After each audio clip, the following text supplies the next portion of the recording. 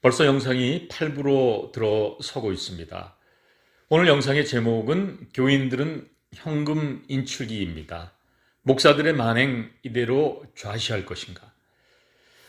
그리고 제가 영상을 올리는 이유가 궁금하다고 하신 분들이 계셔요. 이유는 1부 영상과 2부 영상에 올렸으니까 참고 바라고요. 또 여러분들의 제보나 의견이 있으시면 아래 메일로 연락 주시고 또 구독도 부탁드립니다. 아, 흔히들 종교는 마약이라고 합니다. 잘 아시겠지만 마약에 한번 빠지게 되면 개인과 가정 또 사회 공동체를 좀먹는 암적 존재가 되는 것입니다. 마약은 강한 중독성으로 도저히 헤어나올 수 없는 늪인 것이에요. 종교가 마약 같다는 것은 많은 분들이 지금 체험하고 있습니다. 국가의 마지막 도덕적 보루는 종교입니다. 그런데 이러한 기독교 종교가 마약의 온상이 되어버렸습니다. 사이비 이단 사꾼 목사들의 잘못된 성경 주입의 마약, 정체성이 없는 헌금의 마약, 교인 관계의 마약 등등 헤아릴 수 없는 마약의 후유증으로 한국 기독교는 썩어가고 있습니다. 아니, 이미 썩었다는 것이 옳은 이야기 같습니다. 종교가 깨끗하지 못한 국가는 동서고금을 막론하고 성장한 예가 없습니다. 종교 지도자들이 청렴하지 못한 국가는 국민들의 정서가 메말라 도덕성 해이로 이어지고 선과 악에 대한 불감증으로 국가는 사라지거나 삼류국가로 전락하는 것입니다. 지금 한국의 모습이 그렇습니다. 기독교 지도자들의 지금 모습은 배금주의에 물들어 있는 부도덕의 극치를 보여주고 있어요. 도덕적 불감증과 아나무인의 행태들의 결과가 7부 영상에서 말씀드렸듯이 하나님을 믿는 교인들이라는 사람들이 목사들을 믿지 않는다는 응답 결과가 68%였습니다.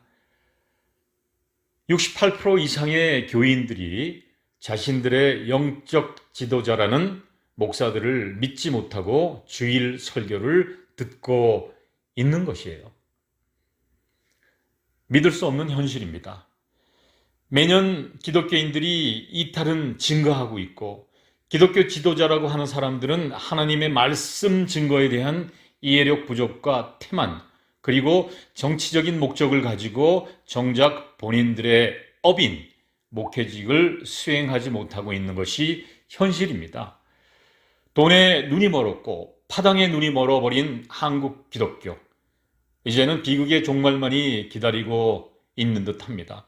목사들의 철저한 자기 반성과 회개가 있어야 합니다. 교인들의 68%가 믿지 못하는 목사, 이것이 현실이고 목사들의 책임입니다. 지난 9월 21일 예장과 합동의 온라인 총회가 개최되었습니다. 이 자리에서 정광훈 씨 이단 판정 결론은 내년으로 미루어졌습니다.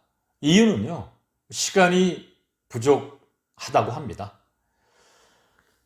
그리고 세습 왕국으로 불려진 명성장로교회 세습 수수반 역시 총회 자리에서 논의조차 되지 않았습니다.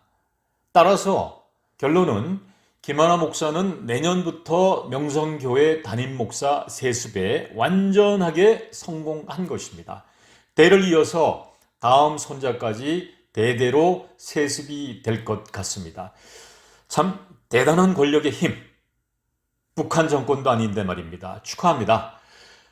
그리고 목사 세습에 대해서 그동안 그나마 그 형식적인 절차였던 교회 당회와 공동의회에 투표를 거치지 않고 이제 목사가 즉 담임 목사가 직권으로 자식이나 손자 사이 등에게 목사 세습을 할 수 있도록 해야 한다는 이야기도 나왔다고 합니다. 교인들은 안중에도 없다는 것이죠.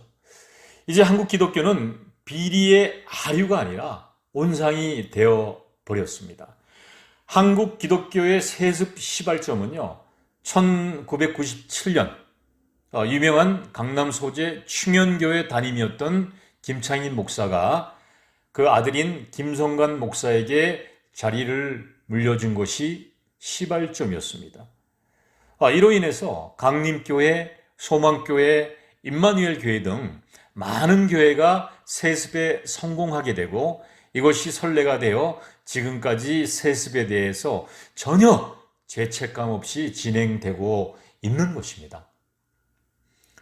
자료에 따르면 이제 세습의 문제는 아들을 떠나서요, 손자에게 세습한 교회가 대한민국 전체 교회 중에 370여 곳이 된다고 합니다.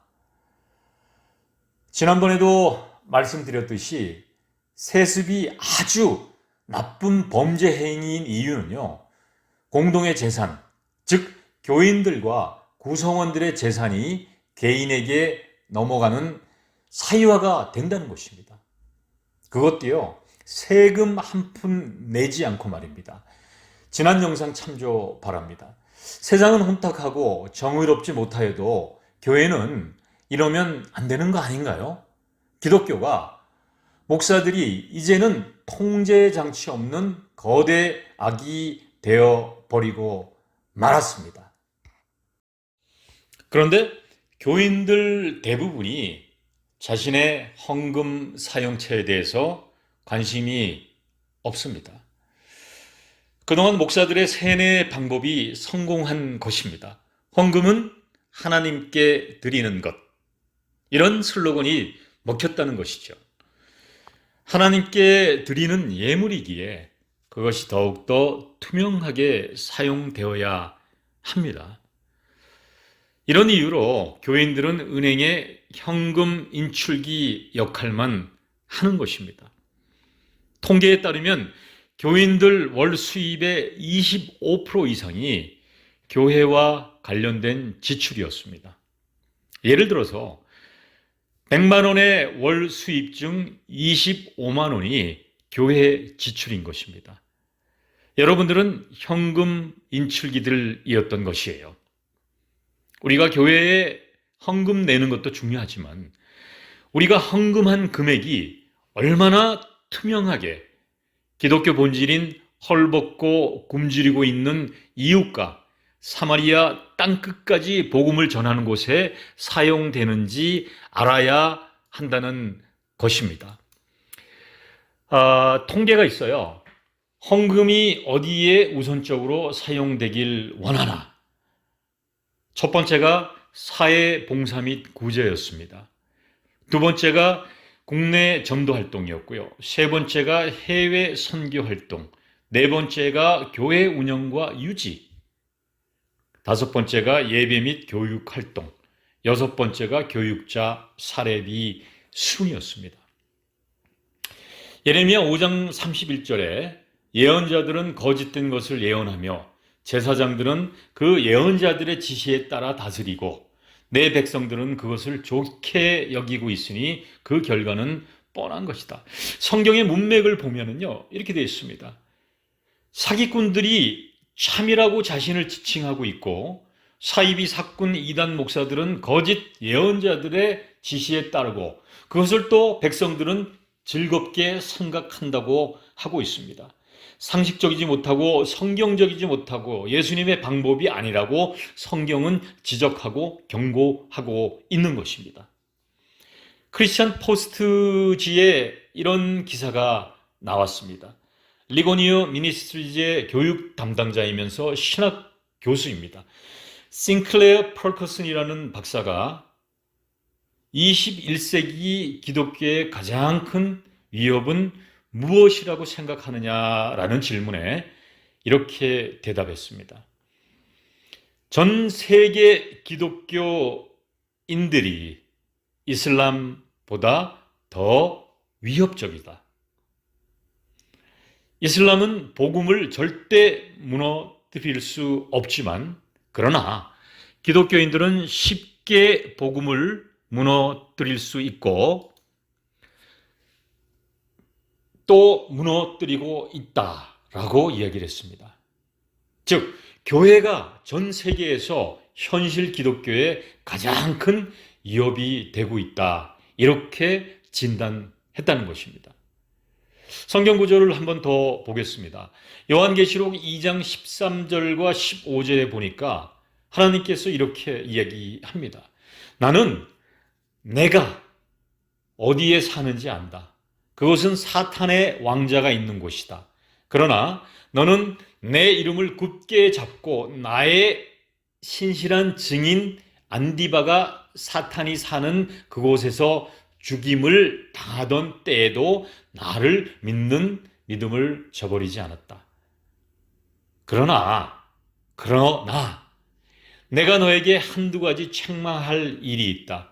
너희 가운데 발람의 가르침을 따르는 사람들이 있다. 발람은 발락에게 이스라엘 백성을 깨어 우상의 제물을 먹고 음란한 짓을 하도록 가르쳤다. 그런데 너희 가운데도 니골라파와 가르침을 따르는 사람들이 있다. 풀어보면 이렇습니다. 계시록에 등장하는 발람은 이스라엘의 거짓 선지자였어요. 발람은 모압 왕 발락의 뇌물 공세에 넘어가고 또 이스라엘을 저주했습니다. 그런데 하나님께서 이것을 받아들이지 않으셨어요. 그러자 영악한 발람은 이스라엘을 도덕적으로 타락하게 할 수 있는 방법을 모압 왕 발락에게 알려주었습니다. 그것이 무엇이냐면요. 아름다운 모압 여자들을 이용해서 이스라엘 남자들을 깨워서 우상 숭배에 빠지게 하는 것이었습니다.